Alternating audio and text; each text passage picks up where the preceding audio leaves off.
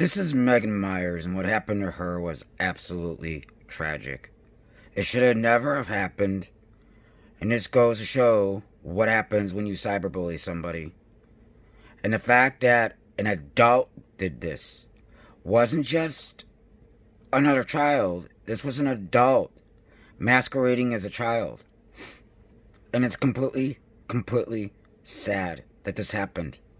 This is something that really, to me, it just breaks my heart to know that this young girl, this young 13-year-old girl, took her life. And again, like I said, you never know what somebody's going through. And it's just absolutely heartbreaking and sad that this happened. I just don't understand it. I never will understand this. Why this happened. And this is a cautionary tale. We need to be kind to one another. This is not okay. This is the story of Megan Meiers.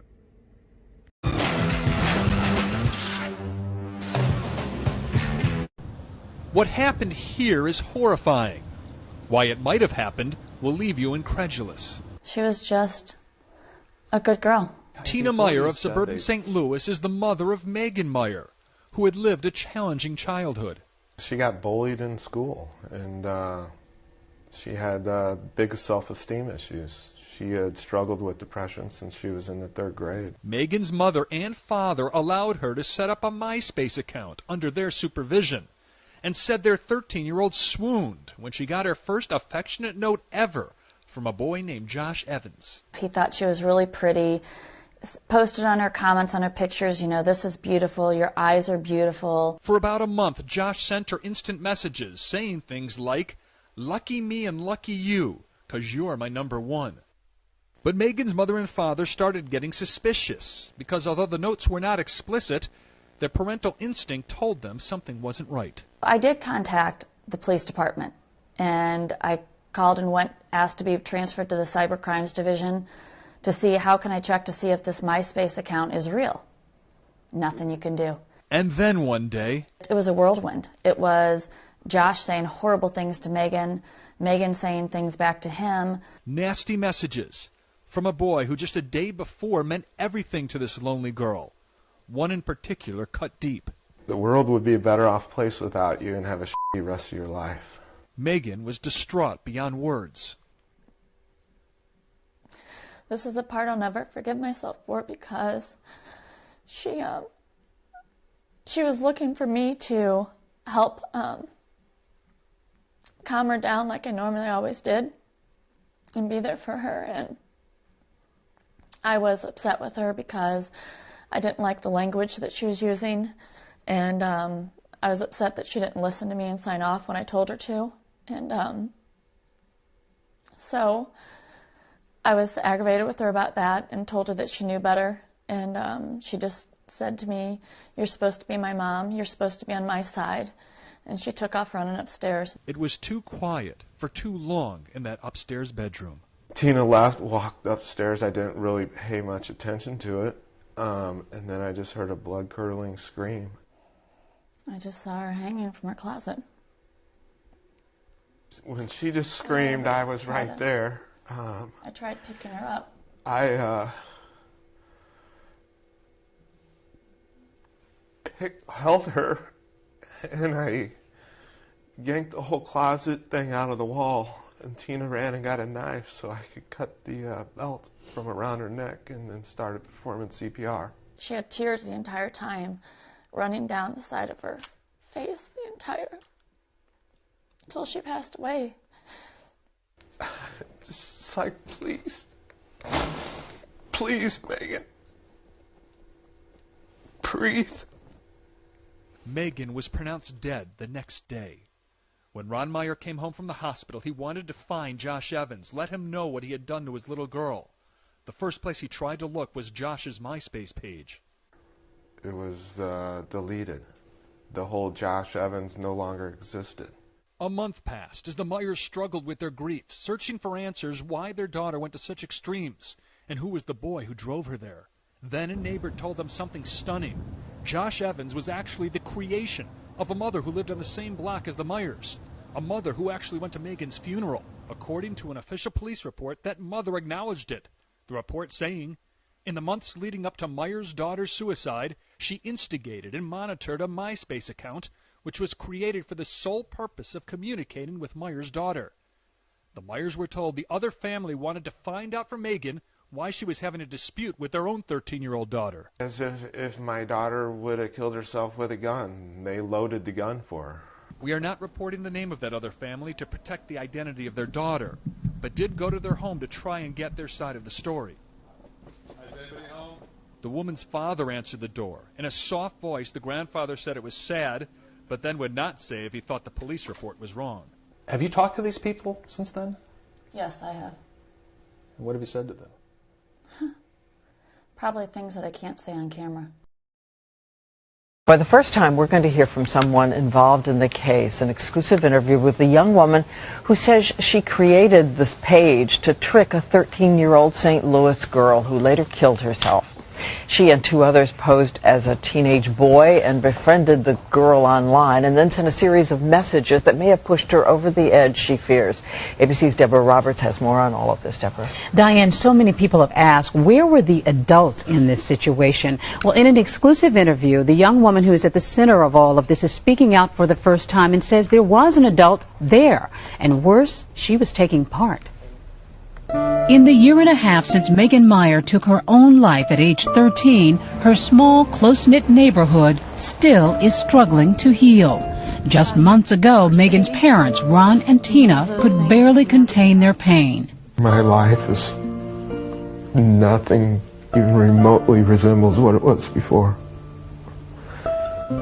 Lost the daughter, the family, just everything that was about us as a family as a whole no longer is. Never will be. Tina Meier will never forget the anguish her impressionable daughter felt when a boy calling himself Josh Evans on the popular social networking site MySpace suddenly turned mean and insulting. Tina ordered Megan off the computer and her daughter stormed off to her room. I went upstairs and opened the door and saw her hanging in the closet and screamed and ran over and tried picking her up. 6 weeks later, they learned there was no Josh Evans, that it was all a cruel hoax created in the home of neighbors Lori and Kurt Drew, whose 13-year-old daughter was unhappy with Megan. While authorities investigated, Lori Drew denied involvement, pointing the finger at this woman, 19-year-old Ashley Grills, as the mastermind of the fake account.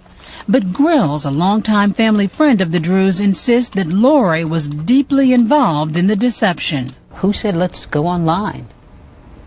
That was me and her daughter, and then she said, that sounds like a good idea. Lori Drew said that? Yes. So she was in from the beginning? Yes. No doubt in your mind? No doubt. And then you created the character? Yes. Ashley says she found a photo of a good-looking teenager and named him Josh Evans. Josh then contacted Megan. It was a prank, she says, to find out if Megan was gossiping about the Drews' daughter. What did you know about that friendship and whether there was any trouble between them? There was always trouble. They'd be friends one week and in an argument the next. The fake friendship went on for weeks, with Josh flirting with Megan. And did everybody take turns writing at some point? Basically, yes. Lori, ever? A couple of times. So Lori actually sent messages as well? When we didn't know what to say. You're sure? I'm positive. Now, Lori Drew has said through her lawyer that she did not create or direct anyone to create the Josh Evans MySpace account, that it was really all your idea. True? Yeah, that's not true at all. Why would she say that? To cover her own self, I guess. So you go on and you're typing and you're going back and forth and it's fairly innocent. Then it starts to get nasty. Mm-hmm. Nasty messages. Yes. Then there's finally a really nasty message. Do you remember it? Yes. What did it say? Our world would be a better place without you. Who wrote that? I did. I was trying to get her angry so she would leave him alone and I could get rid of the whole MySpace. So you wanted to end it? Yeah. By now, Ashley says she was feeling guilty about the trick. So this message is sent out, and then something terrible happens in the Meier household. Yes. What is going on there? My daughter just hung herself. It was October 16, 2006, when the Meiers world was shattered. What did you think? What did you feel? I thought it was my fault. So what goes through your mind when you hear that a teenage girl that you all just played a joke on has committed suicide? A lot of things, like it was my fault. I shouldn't have said what I said. She says that Kurt Drew insisted that she quickly close down the MySpace account and that Lori instructed her to keep quiet. For a year, Megan's parents remained silent while Missouri officials investigated, but they soon went public with their story. A firestorm erupted with Ashley Grills right in the middle. Weeks ago, she testified before a grand jury in California, where MySpace is based. Criminal charges are being considered there. What kinds of things did you hear from people? They would tell me to kill myself and save everybody the trouble. People say they don't understand it. How could this have happened? Who could be so cruel? Who's to blame? I guess all of us. I mean, I'm partially to blame. They're partially to blame. What do you want people to know about you? That I'm not heartless. I do know what I did, and I take responsibility for it every day. She is torn up over this situation.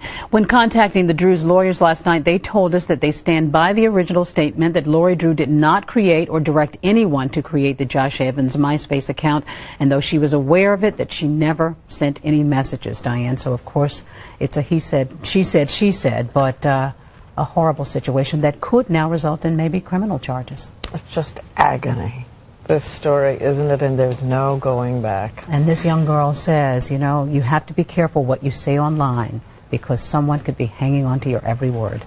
All right, thanks so much to you. In a flash, be the first to know.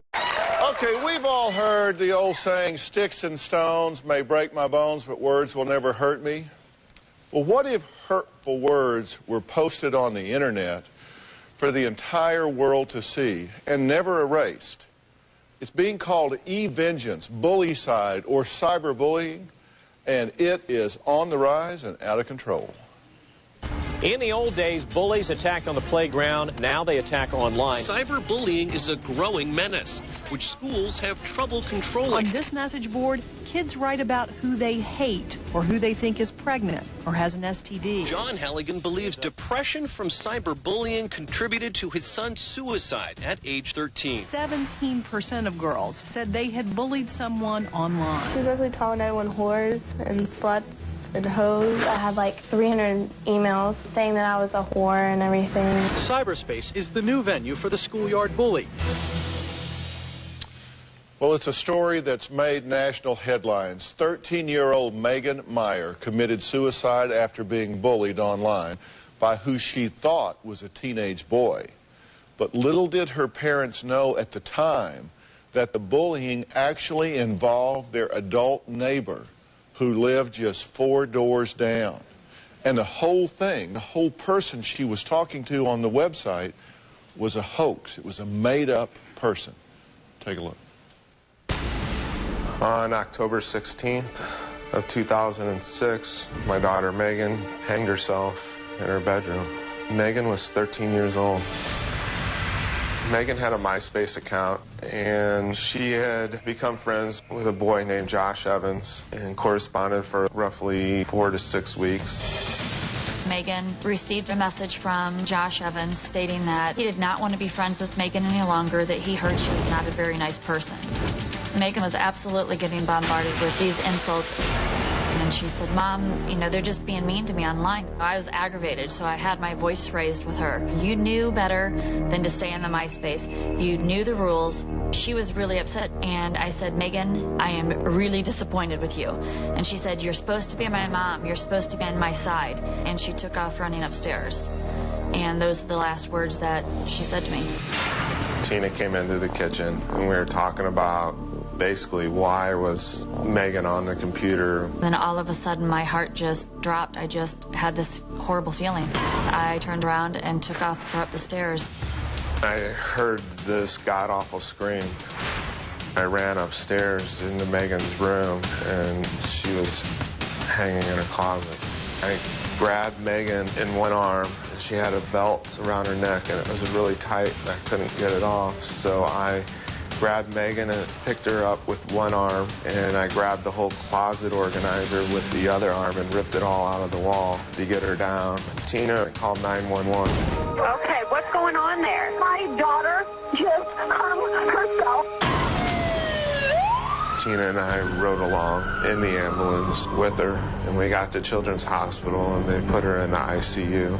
October 17th, on Tuesday, she finally passed. They took all the cords and IVs and everything off her. We just laid in the bed and held her. It's just the most horrible feeling that I've ever felt in my entire life. About 6 weeks later, we received a phone call from a neighbor down the street. She told us that she had information that the neighbor, Lori Drew, was responsible for creating this fake MySpace account. Megan had known her daughter since the 4th grade. They'd spend the night at each other's house.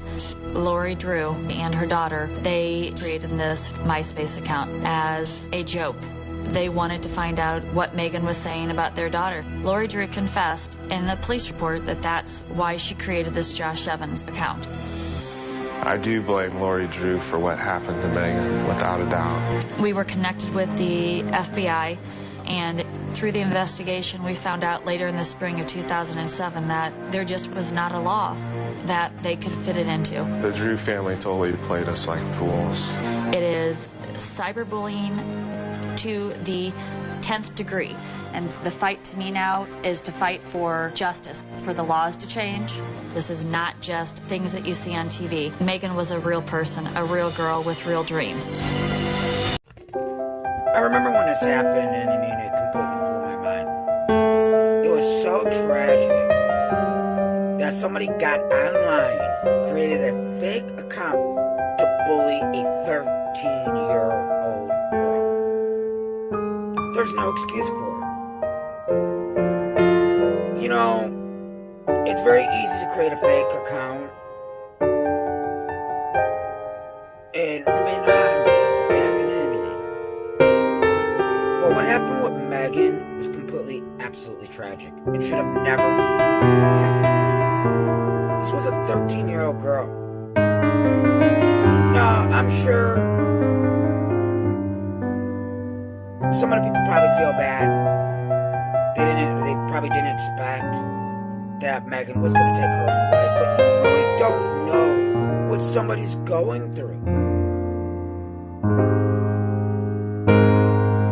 This is a lesson, because you don't know. And the way we treat one another sometimes is completely, utterly unjustified. There is no excuse to create a fake account to go bully a 13-year-old child. None. And cyberbullying is a systemic problem. And that's what makes it so tragic that it still goes on today. It still goes on today. So there never is an excuse, ever. And what happened with her should have never have happened. And it's sad. It's completely, utterly sad. Thankfully, Megan's parents were able to get try to get a stiffer cyberbullying bill passed. But I mean, it's whether or not it gets enforced.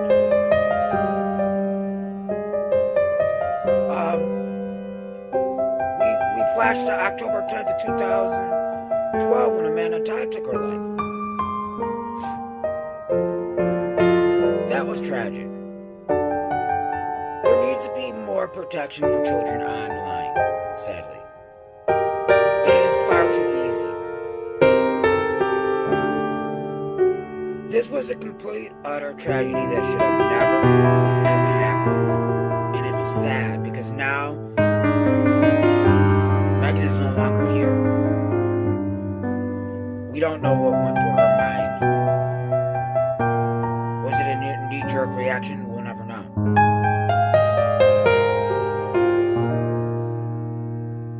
But this is a complete tragedy that should have never have happened.